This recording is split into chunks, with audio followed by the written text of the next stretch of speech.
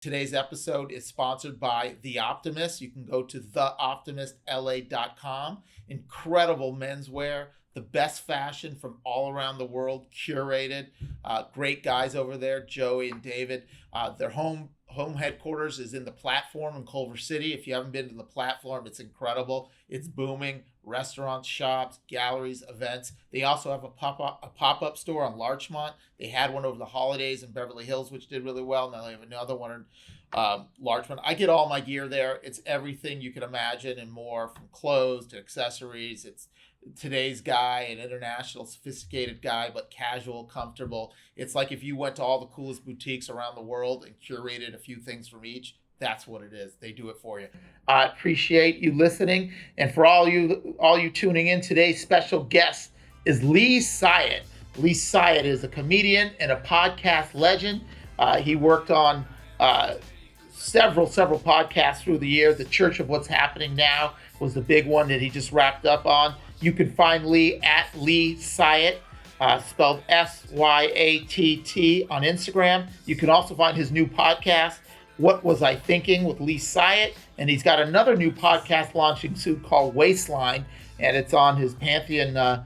It's on his Pantheon now, where he's basically documenting his weight loss, and he's trying to lose 150 pounds. He's been dealing with weight issues his whole life, and it's unreal. He's exposing it to the world, and he's trying to let people into what he's doing and inspire others to get moving and eat healthier, eat less, and get moving. So please subscribe to Danny Brown, The Deal with Danny Brown, on YouTube and on Apple Podcasts. Leave us a comment that helps get us to a wider audience. And you can always DM me at Danny Brown LA on Instagram. And I appreciate you guys tuning in. We've been growing, and enjoy this podcast with Lee Syatt. We talk about the evolution of the podcast industry and what he's up to these days. So appreciate you guys. Talk to you soon. Hey, Lee Syatt, welcome to The Deal. How are you, brother? I'm good, Mr. Danny Brown. It's good. It's weird to be on this side of the table now with you, but I'm happy to see you. I miss you. I'm glad to be here. I miss you too. For those that don't know, Lee Syatt is my podcast mentor, the first producer I had who put me into the game. He's been a career podcast producer, comedian, etc. He recently moved back east to work on some new ventures. Got the heck out of LA. So miss you too, but you're looking handsome. You're looking lean and svelte. We're gonna get into. Go ahead. All that Mexican food for 10 years was a bad influence on me, and they don't have any out here. So I'm losing a little bit of weight, but I got a while to go before I look like you.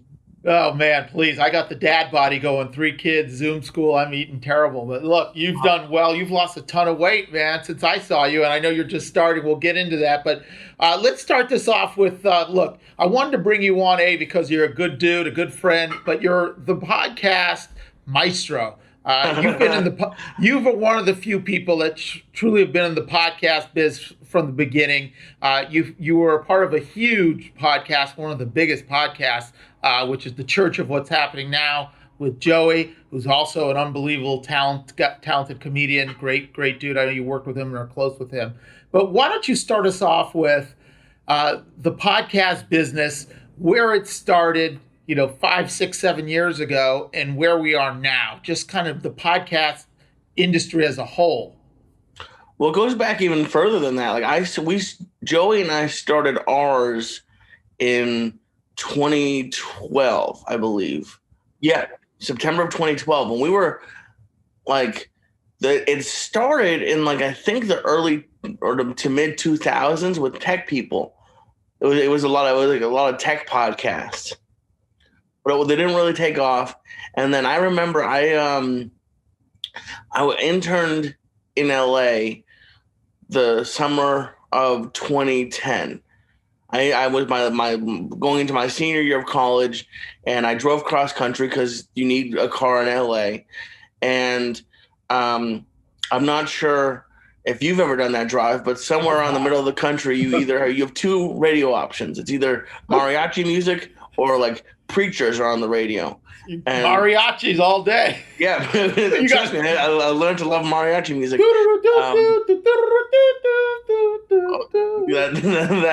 That's it. So I remember I was staying in Arizona for a stop for the night, and I got on Facebook, and someone posted about two podcasts. Kevin Smith, like the director of Clerks and Amy and all that. He has, I think he still has one called Smodcast, and he actually was one of the first networks. And then a comedian named Doug Benson has one or had one called Doug Loves Movies. Now, way back, kids, I know with your phone now, it's streaming, but I had I still had a flip phone, but I had an iPod. And back then, you had to download the episode and connect it to your iPod or iPhone with a USB cable and drag them over. Got it. A little different process, a little more I know. cumbersome. It sounds like I'm telling people to record a song on their Walkman or something. That's how it feels. So I did that, and I was hooked. They were hysterical and just entertaining, and I listened to them for the entire rest of the ride to California. And then when I was interning and then ended up working on America's Funniest Home Videos. That was my first job in LA. And one of my friends working there introduced me to the Joe Rogan podcast. Yeah. Which was one of my favorites. Yeah, it's one of the biggest. Now it's one of the biggest podcasts in the world. Back when I started listening to it, he was doing it on a couch in his office, and they were sponsored by Fleshlight. So that's how far they've grown. But the evolution of Joe Rogan. It's pretty crazy. I mean, he's bigger now, or I mean, I don't know. I wasn't alive during Johnny Carson, but my dad is a huge Johnny Carson Tonight Show fan, and there's a very interesting documentary on Showtime about the history of the Comedy Store. And I've only seen the first episode, but it talked about how comedians would go on the Tonight Show and after one appearance would be touring around the country. Right. Now, it's not that simple, but that's essentially what the Joe Rogan experience is now for a lot of comedians. If you do well. If you don't do well, then people are going to hate you. Yeah. The audience is so big, and there's so many influencers in the audience that it can change the trajectory of your career overnight, so to speak. Obviously, you have to be good and bring the goods, right? Just like on Johnny Carson, you got to bring it if you're going to get attention. But if you did, boom, your life is set. And that's true. A lot of comedians that we know now, household names, Johnny Carson was it. Like, you get on Johnny Carson, you do your dialogue. If you killed it, boom, you're going on tour, you're getting signed, you're going to get a movie deal. Who knows what, a sitcom deal. I mean, it was on. There's a interesting story. That's how Roseanne got big. She did one night in the small room at the Comedy Store, the original room. The next night they put her in the main room, and then a night after that she was on Johnny, and then doing stadiums. Boom, quite a show. So give me the how did you connect with Joey? Let's talk about that, because that's obviously a long time of your career, and which you just wrapped up with recently. So talk to me about how you progressed and ended up connecting with him, and how that podcast grew. Was it always the Church of What's Happening Now? Didn't he, or was it something else? And it evolved. Well, he had a podcast with a comedian named Felicia Michaels, who actually won Star Search in the '90s. She was a very popular comedian. But before that, it just shows you there's a lot of people who spend a lot of time writing cover letters, and sometimes it's just dumb luck. The people at America's Funniest Home Videos were very nice to me. And for those of you who don't know, shows run on schedules, and then they go on hiatus for the summer. And most of the time, that's 2 or 3 months where you're either going to another show in between, or maybe you just take the time off. But as a just out of college, I didn't have any money saved. So they were nice and they let me stay on, but there wasn't much work to do. So I had listened to the Joe Rogan Experience and heard Joey, and I've always been a stand-up comedy fan. I hate using this example, but it's just true. we had a VHS tape of a Bill Cosby special. Oh, And classic. my dad and I used to quote it to each other. There's a bit on there where he talks about going to the dentist, and like he gets Novocaine. He goes, my lip up is on the phone. Yes, of course. So it's classic. Yeah. So I've always loved stand up. I know it. Back then, I had no interest in being in front of the camera. I went to school to be an editor. But I love stand up. I'd been to shows in LA. And I wrote to Joey on his Facebook wall. I said, I want to work with comedians, but I don't want to come off as creepy. Do you have any advice? And I remember I was there, and he wrote me a message on Facebook and said, what are your ideas? And I essentially wrote, like, comedians can release their own specials now. They can do YouTube videos, the podcast. And we met. He took a chance on me, and we met outside the old Haha Comedy Club in North Hollywood. It's still there, but in a different location now. And we started off slow. We met out there and would talk, and I'd see him. He was taking a break from the store at that point, so he wasn't performing there. And I remember one of the happiest memories for me is the first time I went to his house. He took me into his office, and he's not a very tech savvy person. He's better now, but it was at the beginning of Twitter. I don't think he had a smartphone yet, and he had me show him how to upload a picture to Twitter, and he called me an unadulterated genius for being able to do. You're a genius, Lee. I can see it now. For being able to show him how to upload a picture to Twitter. So from there, it was pretty crazy. We did what we started off with, and it's crazy how technology just changes. He did a show for Gabriel Iglesias called Stand Up Revolution, which is just like, it's one of those shows where everyone does 5 to 10 minutes, and Gabriel was the host, and Gabriel gave everyone who was on a little digital video camera called the Sony Bloggy. They probably sell for $6 on eBay now. And Joey would go around and film himself, and every week I would meet him, and he'd give it to me, and he'd give me $100, and I'd edit it together, and we did a little mini web series called Mad Flavors World. What was it called? Mad Flavors World. Mad Flavors World. So that was a comedy series, digital series. On YouTube, and it was goofy. And then from there, we did a CD. You were just showing me your Zoom. We didn't even have a Zoom yet. We rented a Zoom for $50, and we went down to, I think it was the Ontario Improv. It was either that or the Brea, but I think it was Ontario. And if you watch a special now, most comics are filming between 2 and 4, or even more shows. We recorded one show.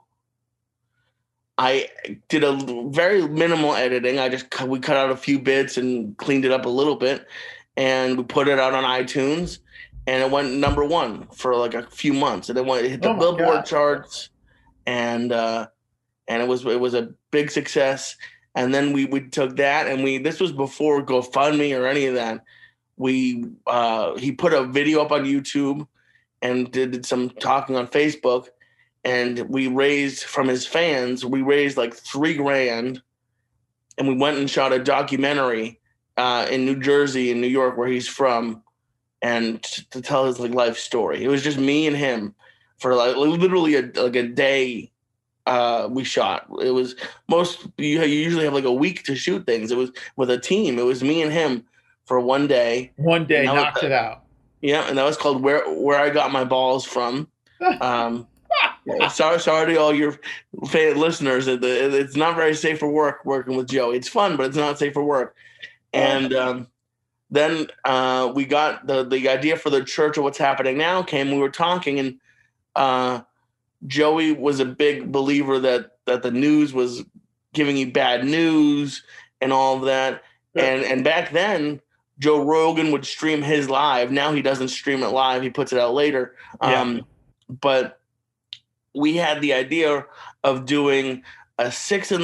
podcast, and I was still working in TV, and I was working when you're an assistant editor, you work nights. So I was working on Hell's Kitchen, the Gordon Ramsay show, from 7 p.m. to 5 a.m.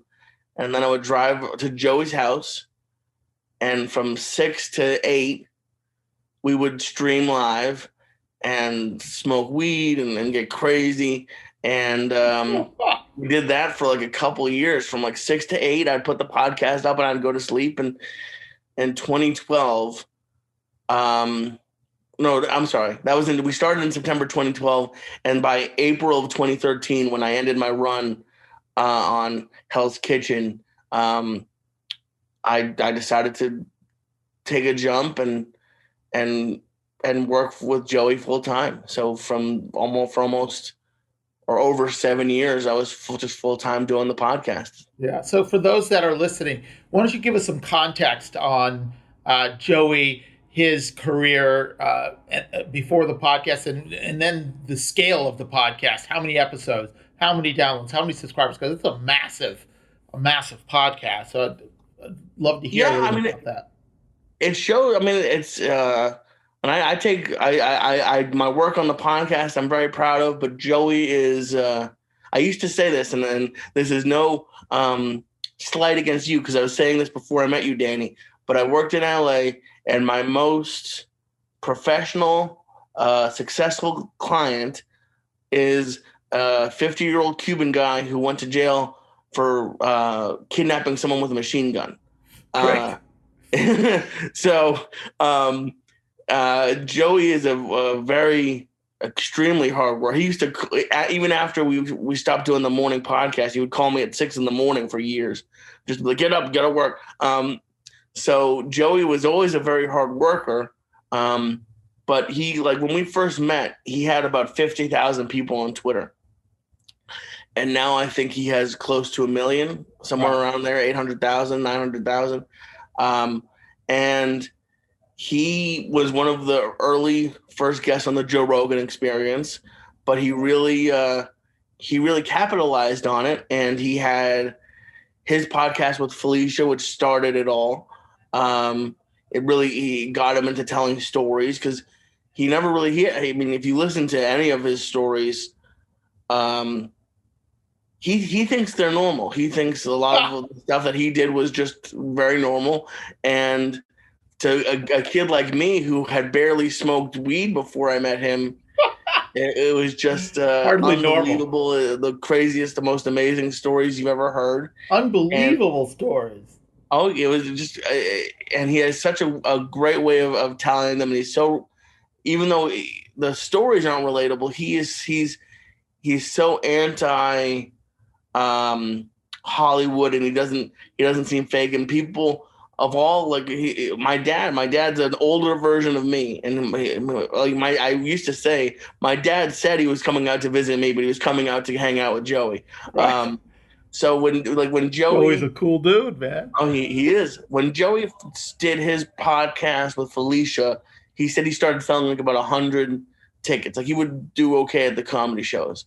And obviously before the pandemic, obviously now no one's doing any comedy, but he had just done his first tour in theaters, which is a lot of tickets. And he was doing the best comedy clubs in the country. And he pretty much blew up from the internet. He's one of the most, he's one of the best people on Twitter and Instagram. And he really was one of the first to learn how to use the internet to his favor.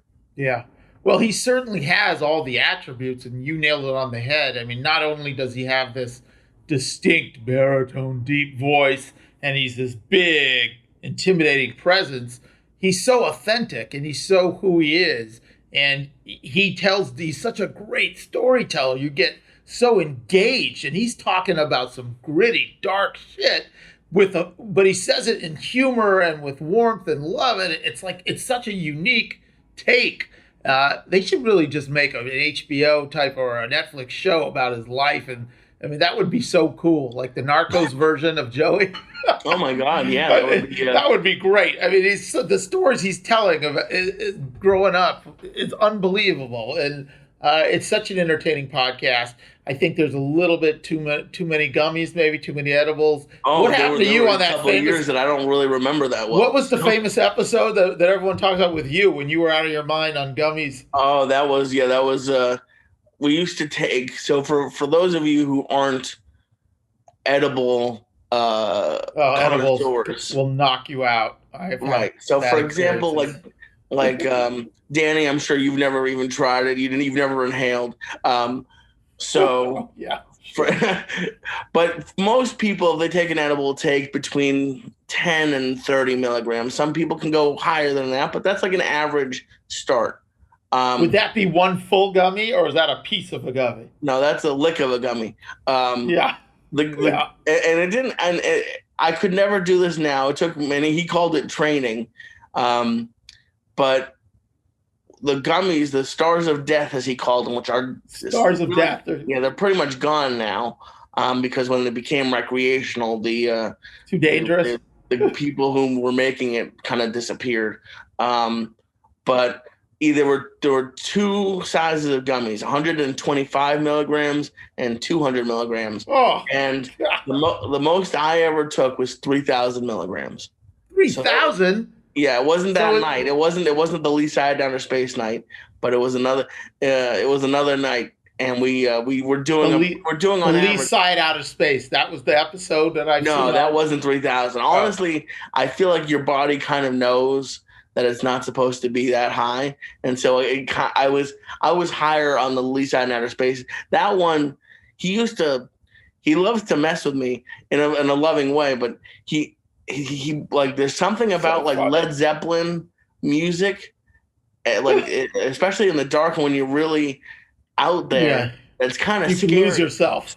So we were like, they have like playing like they have sounds of like bomber planes coming in and like gunshots and then there's a Pat Benatar song called "Hell Is for Children," and it's like a terrifying song. So we had a couple music people on, and they were playing that music, and I used to have, my job was the sound and the video and talking when I was appropriate, but with a keyboard would switch, and I thought I had switched off of me, and obviously did not, and some very lovely watcher decided to put a clip up, and now it's been seen millions of times, which is incredible. That's some funny stuff. Yeah, my mom is not a fan. So let's move on, Lee. You had a great run with Joey, historical run, some funny content. People can go on YouTube and see any of that. So let's talk about now. You've launched your own podcast. Why don't you tell us a little bit about that? And I know it's very new, and give me a little rundown of what you've been doing. Sure, and I'm actually about to launch another one. I guess I'll announce it on here. The one I'm doing right now is called "What Was I Thinking?" And I am really brand new. It's as Danny can attest to. It's not just as simple as talking into a microphone and record. It's a lot of work, and it's hard to be consistent and to build an audience. And over my years, I failed a couple of times at doing podcasts. So now that I'm on my own, I started again, and I've actually done about 4 or 5 months of consistently every week. And Danny, I think when this comes out, will probably be the guest that week or the week after. Yes. So I'm very excited to have Danny on as a guest. But yes, live. I was in La Quinta in the desert. Yeah. And had to rush home with a COVID scare. Thank God we're all negative. But I got one day into La Quinta right after our podcast. I had to pack up the car and go home. That was my getaway with the wife with no kids. It ended up being a 24-hour getaway in La Quinta. But at least I got on your podcast. Oh, yeah. Thank God. Yeah. We should have recorded it in the car on the way home. Exactly. As you thought your kids might have had COVID. So, yeah, I started off just talking by myself, and I got okay at it. It's really tough. Like, that was when I started with Joey. I told him I didn't want to be on it, and I wanted him to do like a Bill Burr style, just him talking. And he had me on because from what I've learned now and confirmed, is it's very hard to talk by yourself. So you're bringing guests. I'm starting to bring guests on. I had a doctor on to talk, ask all the questions. A heavy guy is afraid to ask his real doctor. I just had someone on to explain Bitcoin to me. So I'm basically just trying to learn all the stuff I don't know. But the one I'm really excited about, which it hasn't even been released yet, but will be released soon, is called the Waistline Podcast. And I stole the name from Dr. Drew.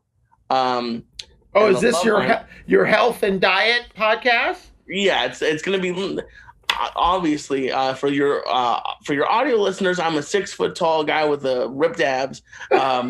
And a beautiful head of hair. Truth.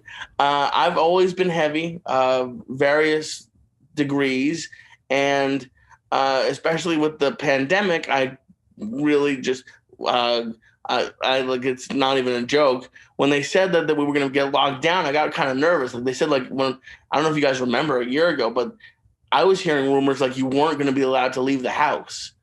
So I went to Walmart and got a whole bunch of not healthy food, and I got like a 40 pack of Rice Krispie treats. I think they were gone in like 4 days. So I get it's you know what's bad when your fat jeans turn into they don't fit anymore jeans. So that happened, and I just got sick of it, which is what happens. You get sick of getting big, and I started a Patreon with the help of my brother, who was actually Gary Vee's personal trainer for many years. Yeah, and that's a great story too. Oh, he has a much bigger following than I have, and he helped me, and I'm down 40 pounds so far, which is great. But what I've really learned with the Patreon is, like, I even asked my brother, he trains a lot of people, and a lot of the people that he works with, there are some people who are really heavy, but the majority of people who are my size, like 100 plus pounds overweight, aren't really a big part of his business. And what we've learned is, or what I've learned, just because I've been this way my whole life, is that when you're this big, it's kind of intimidating and scary, and you don't really know where to start. So what I want to do with the Waistline Podcast is come at it with not the health influencer point of view of, just eat a salad, and more like I don't know any of that, but I do know that we're in the biggest country in the world, and I'm like the heaviest, and there's a lot of people who I think I can relate to in a way that a lot of ripped people have a little bit of a struggle with. They don't understand why you don't just work out and why you don't just stop eating cheeseburgers and all that. So that's called the Waistline Podcast. Waistline. I think that's brilliant, and I think it's so important, because health and diet is really a disease, and sugar, as you know and I know, it's a drug. It's a killer. It may be the drug that kills more people than anybody. And here we are, the richest country in the world, and we are the heaviest, the most obese, etc. And so much of it is tied to mental health and other issues. Oh, yeah. And the fact that you are going to expose yourself and be vulnerable, I think people will be much more receptive and empathetic, because you've struggled with it your whole life and you're being honest with it. And it's mind-blowing to think your brother is polar opposite, that he's a trainer to the stars and trainer to Gary Vee. What's your brother's name again? His name is Jordan Syatt. So Jordan Syatt, and he's six-pack and ripped, and he's your celebrity-type trainer that you'd expect, and eat good and keto and diet and da-da-da-da. And all that's fantastic. But you're coming from a completely different angle. You're someone who struggled with really the disease of food addiction and sugar addiction, which almost all of us battle with it at some point in their lives, and a lot of our lives. I know I struggle with sugar and doing too much, but I think that's phenomenal. So talk to us about, are you going to document the process? You've already lost 40 pounds, so that's incredible. Right. Mazel tov for you. I know you want to lose. How much more do you want to lose? Well, as Joey says, I talked to him the other day. I said, I'm down 40 pounds. He's like, and 100 to go. So 100 to go. I got a long way to go. But I am documenting it on my Patreon for right now. But I obviously I will talk about it on the podcast. And yeah, I just there's a lot of because the sad truth is you're right. It is an addiction and it's crazy. But the sad truth is, and I even told this to my brother, and not in a negative way, but in a perfect world or in a regular world, there really isn't a need for nutritionists and trainers. It's not like there's a secret about losing weight. You eat less and you move a little bit. That's really it. Is you watch your calories and you try to work out. And but the truth is, unfortunately, it's Calorie not deficit. that simple. So that's why he has a very successful career.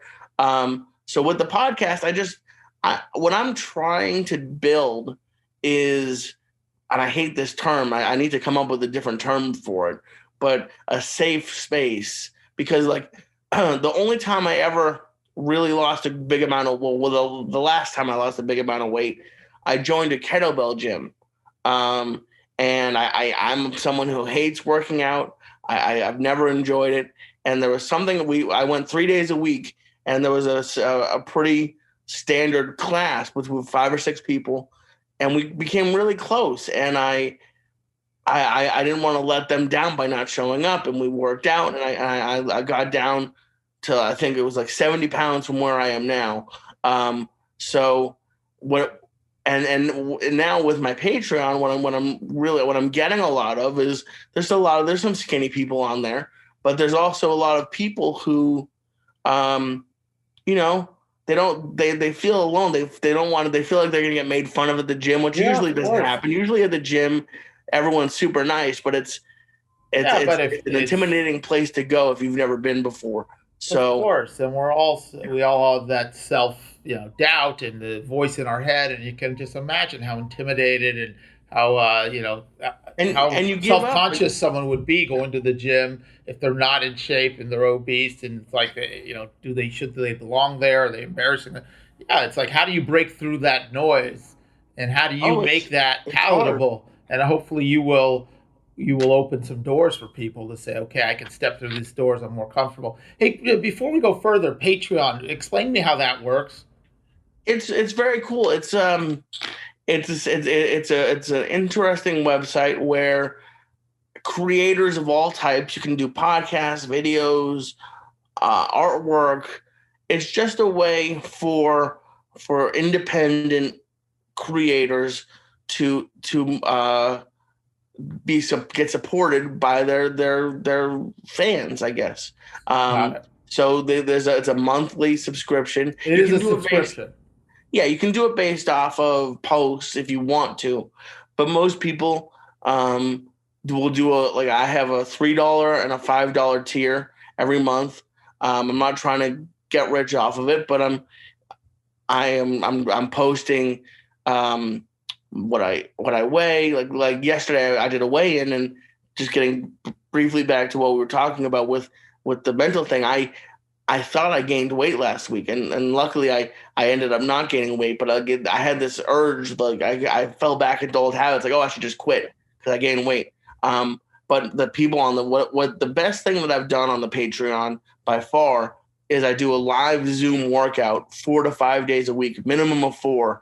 Oh, nice. And we get like 10 to 15 people on there, and we take walks together, we do kettlebells, and it takes your mind off of the stinky working out. So you're leading those workouts? I mean, on the walks, we just sort of talk and shoot the breeze. And then the kettlebells, I still have a slight memory of doing that class. So I just do swings and presses. It's not true.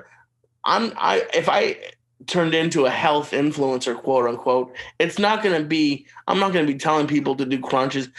My whole goal with working out is to do as little as possible, like that's still, but move a little bit. Anything's better than not. Like I used to go days where I wouldn't even hit 1,000 steps. Yeah. I just wouldn't do that. So now I would walk for an hour.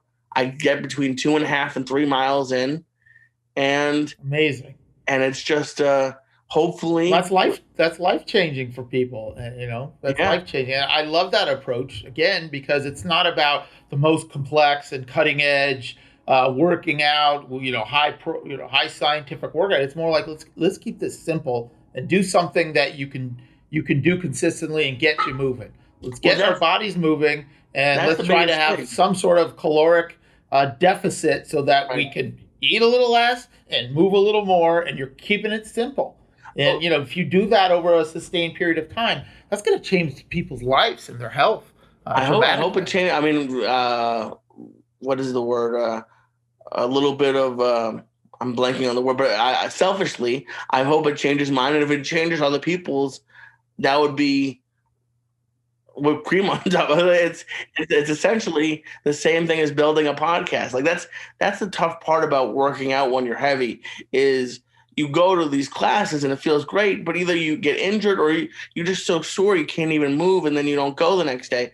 It's the same thing as building a podcast. You have to do it every day, every week to see any results. Otherwise, you're not going to see anything.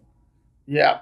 Speaking of, let's shift gears into the podcast world, since you are the expert in podcasts. I think you called me Maestro earlier. I like that one. The Maestro, the expert, the phenom. Well, let's talk about it now, because everybody, I've been doing podcasts now 2 years, as you know. I've been trying to do it as consistently as I can because I have a business and a family and all the other stuff. But I love it. I'm enjoying it. But let's talk about some advice you'd give to people that want to either have podcasts like me, or people that want to start podcasts, stuff that you know now, or stuff that you wish you would have known 7-8 years ago that you know now. What would be some basic things? And I know I've heard it from you, and I know there's no shortcuts. Well, there may be some shortcuts, but for the average person, if you're not going to have huge celebrity, high profile guests on, there's no shortcuts.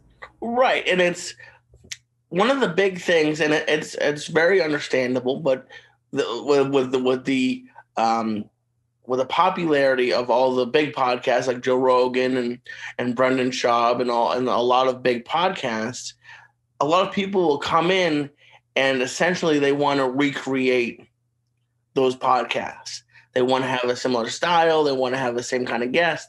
And what I tell a lot of people is like the reason why I think podcasts have become so popular, there's a few reasons, but one of the main reasons is that the listeners or the viewers really form a very close bond with the host.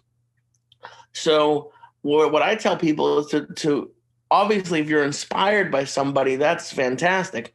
But for me, and as a listener of podcasts, I'm a big believer in taking something that you're genuinely interested in and making it about you. Because if they want to listen to a Joe Rogan podcast, they have it. They don't need to listen to you. So to really make it as personal to you and to be as open as possible and just really make it your own thing. Yeah, and in terms of building an audience, it sounds like you've said, and you keep telling me, I've heard this over and over, consistency and repetition. Yeah, there's a few. It's consistency because it's just if you think about TV shows, this show is I'm going to date myself, but one of the biggest shows on Netflix that just left was The Office. I remember when I was in high school and college, it was every Thursday night. It was on NBC. It was there no matter, unless like the World Series or something came on, and then you were pissed. You're like, my show's not on. And people feel the same way about their podcast. So to come up to have a release schedule where like for me, I release mine Sunday night. So when you wait, wherever you are in the world, if you wake up Monday morning, you have a new podcast from me. And then just to help build an audience, there's really no, like, unless you have a big name guest, there's no like Facebook ads aren't going to help. No one, if they don't know you already, it's not really going to push the needle in any big way. The biggest way is to just have podcasters onto your show or for you to be a guest on other shows, because and it's really strange. My dad was showing me a video last night. I've never seen a second of America's Got Talent, but it's one of the biggest shows in the world. There was a young girl who was 12 and she was a ventriloquist, and now she's doing theaters around the country and the world probably. But I had never, legitimately, I would not have been able to tell her apart from a cashier at Chick-fil-A. So for me, I've been in podcasting 9+ years, and it's all I think about and do, and I think everyone's heard about it, but there's a lot of people who are still like, have no idea, have never listened. So if you can focus on trying to convert people who are already podcast listeners on other shows to liking your show, it's a lot easier than promoting and putting a billboard up or anything like that. Yeah, I hear you. There's no silver bullets, as we know. All right, so let's put the podcast and the weight and all that stuff to rest. Let's get to some sports. I know you're a big sports fan, Boston sports fan. Talk about it. I know you and me share someone in common. You love my boy Millar. 4 days in October, and World Sox and Cowboy World Series and Cowboy up, and got him. Yeah, that was one of the most exciting. On Joey's podcast, we had Mike Tyson on. We had some pretty amazing people, but Kevin Millar, getting to virtually meet him on Zoom with your podcast is something that I'll never forget. It was just it's pretty amazing how living in LA, you get at least when I moved to LA, I would get starstruck if I saw someone who was on the news. It was just I was very impressed by all of that. And after being in LA for a few years, you see Larry King at a Starbucks, and it kind of bagels. Kind of goes away a little bit. But that was the Kevin Millar era of the Red Sox, and I think he was on the team that won it for the first time since 1918. Yeah, he was. 03, 04, Yeah. So I remember being in high school, and I remember going to the parade with my mom and my brother, and it was just amazing. Like that, it really is one of the best things about podcasting is getting to talk with people who meant that much to you. And Kevin was, he has the life that everyone wants. He's semi-retired. I think he has his own podcast. And he's just on a ranch in Texas. He does intentional talk, and he has a sound studio over his garage, like in a guest house in Austin, Texas. That's amazing. And then the rest of the time he's barbecuing and I just imagine what was that Looney Tunes guy who shoots the guns like pow pow pow? That's what I imagine Kevin Millar's life is like. Well, I mean, look, he's got a family and lots of kids, 4 kids, and he's busy with that. Good for him. Yeah, but he stayed busy after his career. He's got a great personality and look and fun, and obviously insight and knowledge of the game. So he's carved out a great niche. He was fun to have on my podcast last year. I've known him since 3rd grade, so it's a very different experience for me. But again, that was one of the greatest sports experiences and overall experience of my life. That 03 and 04 run with Big Papi and Manny and Pedro Martinez and Schilling and the Bloody Sock. And you've got to remember 03. That was my first year being a Red Sox fan. That's when Kevin went there. And they lost in Game 7. I know. I'll never forget. I remember I was in my mom's bedroom. I mean, I never felt so sick. And I was only a Red Sox fan for 1 year. I grew up a Dodger fan. And Booney is my buddy. Played together at USC. So it's like, wow. Booney, like what a crushing.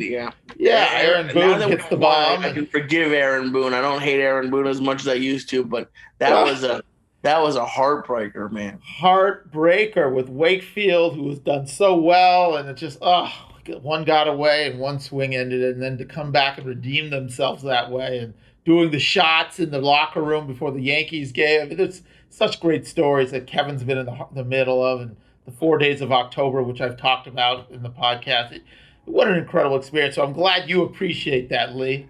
Oh my God. It was it's something I would have paid for. So to be able to do it with you, it was amazing. And I mean, you're an athlete. You know what emotions it can bring up, and I got very lucky to be able to grow up in one of, if not in my opinion, the best sports city in the world. And I know that New York and Chicago and maybe LA. Frank, I will say, Dan, I'm sure Danny, you are a great fan, but that was one of my bones that I'd pick with LA fans. They wouldn't show up to Dodger Stadium until the third inning, and they'd leave by the sixth. But overall, it's amazing that no matter how old I get, there's like, to me, there's no better place in the world than Fenway Park.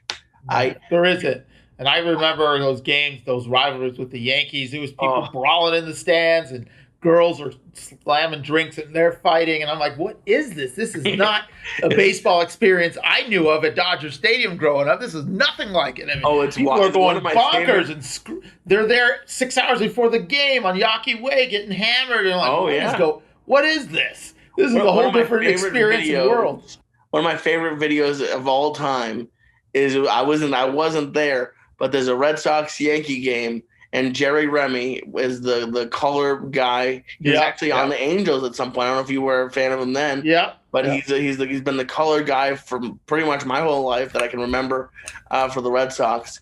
And there was a Red Sox fan at Fenway who took a giant pizza slice and threw it at a Yankee fan, and the TV cameras caught it, and it just hit him in the face. Oh no! And Jerry Remy and them were just laughing, and that's one of the best memories I have. Yeah, New Yorkers, I love you. I love New York.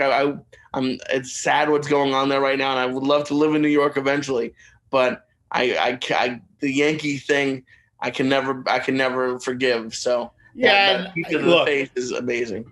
Those games, if you've never been to a Red Sox-Yankees game, whether in Yankee Stadium or Fenway, and late summer, dog days, 95 degrees humidity, going for a pennant, the intensity of those games and the fans going nuts. I mean, it's like their life is on the line. I've never experienced anything like it.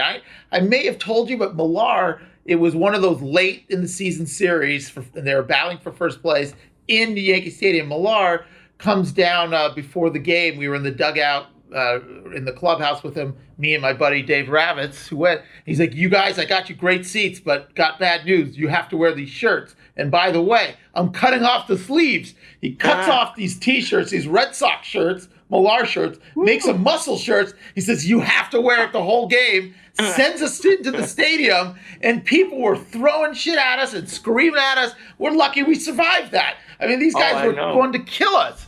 It was unbelievable. And I was like, I can't even believe it. And after the game, Millar was cracking. He was like, can you believe how insane these people are? And it's the same thing at Fenway or Yankee Stadium. There's nothing like it in sports. No, that's one of my regrets, is that I never got to the original Yankee Stadium. I would have loved to see a game there. It's one of my favorite things about Boston sports. It doesn't matter who's playing. I've been to Patriots games and they start chanting "Yankees suck." Yeah. It's just it's one of my favorites. One of the top rivalries in sports. Yeah, and I can remember Kevin going deep against Randy Johnson in Yankee Stadium, and I was there. I was like, "This is unbelievable. Wow. I'll never forget that for the rest of my life." It's like unbelievable. Speaking of Boston, how about your boy Brady leading the Bucs to Super Bowl, the GOAT? There's going to be a lot of people who are on here who don't agree with me, and before I say this, it's 100% sour grapes, and I was just so disappointed in the way that he left, because it just hurt. And R.I.P. It was just the anniversary of it, I think, but I was in L.A. when Kobe passed away, and it was like. I think people were more emotional than if the president had passed away. Absolutely. I've never seen anything like it. The whole city, it was depressed, sad. I've never experienced that in LA. It was one of the frankly, I'm not an LA fan, I'm a Celtics fan, but it made me respect LA, honestly. They took it very seriously. And it was devastating. Once he retires, I'm sure I'll soften a little bit. But to me, I feel like Brady, he's obviously one of the best, if not the best ever. Hard worker. He deserves everything he has, but to me it tarnished his legacy just a little bit because I just like for example, Dustin Pedroia just retired as a Red Sox. Julian Edelman says he wants to play just for the Patriots, and I get it. It's a business, and on the flip side, the teams have no loyalty to the players. So I don't know why. In logically, I shouldn't be mad at Brady. I get it, but just with my heart, we had been through so much, and he meant so much to the region that the fact that he just left and went down to Tampa, I was and won a chip just like that. Oh, the guy is the GOAT. Gronk, I'm not mad at Gronk. I view as like a golden retriever who's just having fun, and Buddy Brady asked him to come down, and of course 2 tutties in the Super Bowl. Yeah. Oh my God, that's awesome. You know what though? Who knows? You weren't in those discussions. I weren't in those discussions. Who knows what the front office said or didn't say? Yeah. They, obviously they didn't want to pay him, and he's a busy. He wanted to move on. Well, I mean, Kraft did say that he would have paid him, but I mean, Frank, trust me, I've had my share of tough bosses. I'm sure Belichick is not the nicest guy to work for, so we don't know the whole story at all. We don't, and isn't there also part of his legacy now that he can say, "Look, you can't say that Bill Belichick put me in the Super Bowl, 10 times, and it was his system and his free agents pieces that he put around me that won." Now you could say, "Look, you can't say Belichick. He just did it at Tampa Bay first year, learning a new system." To me, I never once heard any New England fans say that it was all Belichick. I think Brady, to me, and at least for me, got a ton of the. I mean, Brady, the only 2 years, and I don't think they even won a Super Bowl with him. It was, but the only 2 years Brady had any help really, other than Gronk, was when we had Randy Moss briefly, and I think they broke every record, every offensive record that ever existed. Yeah. But for the majority of his time in New England, Brady didn't have much help. So, at least for me, I thought I thought Belichick shared some of the credit, but to me, Brady was essentially like a god in New England. I thought he could do no wrong. We always believed that he could come back. We were always in the game. Anytime we lost, we will just come back and get. I will say I got very spoiled. I got from 03 to 04. I had at least, I think there was 3 World Series, 03, 04, like 11 with the Red Sox. There was 1 Celtics. There was 6 Patriots with 3 losses. I still, even more, as much as I'm mad at Tom Brady now, I hate the Giants even more because they stole our perfect season from us. David Tyree. Nice catch. And then I'm not even a hockey fan, but I think the Bruins even got one in. Yeah, so in 20 been a lot of winning.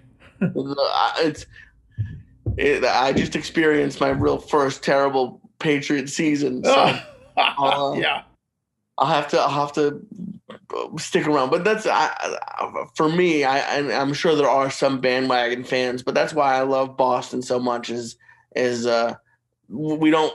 I still think there's a lot of people who support them and love the teams. Yeah, so you don't think it's a huge drop off when Brady left? If people are still gung ho, and even if you're not making the playoffs, they're still gung ho. I'm sure there'll be some people who leave, and if it's 5 years of terribleness, then we'll see what happens. But for some reason, I still have faith that maybe we'll get some. I would kill for Deshaun Watson or a really amazing quarterback this year, and then we'll just be right back in there. But what's wrong with your quarterback now? He's pretty good. You don't think so? I like Cam Newton, but he just and it was a rough year. He got COVID. They couldn't jump in there during preseason. So I actually personally like Cam Newton. I think he did as good as he could. He tried hard, but we also didn't really have anyone for him to throw to. So I agree. But I think the Patriots can win with Cam Newton if they put some pieces around him and he gets comfortable and they build a system and make it to what he does best. There's no reason why they shouldn't be in the playoffs and make a run. Yeah, hopefully he honestly, and I'm not a football expert, but to me it seems like his Cam Newton's throwing days are a little bit behind him, and his running days are what's going to keep him still there. I think he's a much better athlete than he is a quarterback, at least right now. But he's a very hard worker. He said everything right. He seemed like a good teammate. So I have nothing negative to say about him. I'd expect them to do really well after a year under his belt in the system and getting some confidence. If they get behind him and they tweak the offensive play calling and the system so that it plays to his athleticism and his play action. And, he's got a cannon of an arm, and people love to say he's an athlete and he's a runner. And yes, because he is a freak athlete, but that guy's a quarterback through and through. That guy can play. He's a leader. He's calm. And look, it's really hard to step in after Tom Brady, after a legend, right? That's like an impossible thing to do. But I think Cam's up to the task. And in terms of Tom Brady, you can say what you want, GOAT or not GOAT. To me, he's the GOAT. And if nothing else, there's no one that's more prepared, that's worked harder, that takes his career seriously. So all the themes I talk about on my podcast about the blueprint of success, he is the blueprint of success. The results are there, but just look at his preparation. No one out-prepares and outworks Brady, from the tape to the training to the diet to the mental brain stuff to the this to that. I mean, everything he's done, and yes, he's had a lot of luck to stay healthy, because one bad play, one bad hit, could ruin your career in football for anybody. So, a lot of that is luck, and a lot of that also is he studied so much. He knows when to step up, when to slide step, when to this, when to that. And he's not a freak athlete. He's nowhere close to being a freak athlete. In fact, he's one of the least athletic quarterbacks, but all the preparation and all the intelligence that he studied has just elevated him to, it's like it's in slow motion for him. Everything's in slow motion. He knows what all the pieces are. But I don't expect to see anybody as good as him in my lifetime. We'll see. You never know. But yeah, it's hard to imagine. That's why it hurt so much, is because he was so good. Come back, Tom. Come back, Tom. Yeah, one last season. Well, anyway, Lee, awesome seeing you. I want to continue to talk about your new podcast, The Waistline, as you start getting going, and we'll stay in touch. I'm looking forward to being on your podcast soon. You've been a great supporter of the deal, and you've educated me and mentored me a lot with this new side hustle I got going for 2 years. This podcast. So I really appreciate that, man.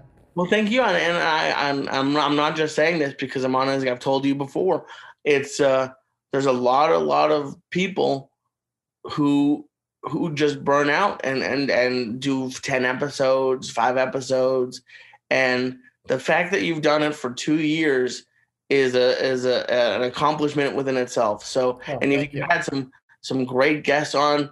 You've had, and I always forget his name. The guy who was on the Steelers, James Ferrier. James Ferrier was on. Legend linebacker. You had one of the more interesting episodes, or two of the most interesting episodes, is you had the baseball agent on, who I thought was great. Yeah, Matt Hannaford, and then one of the old directors of the CIA. Oh yes, Daryl Blocker. So yeah, so you have a much better memory for names than I do, but it was fun and is fun to see you grow as a host and to watch the podcast grow, and shout out to Ray, who does all the video and audio now. Ray.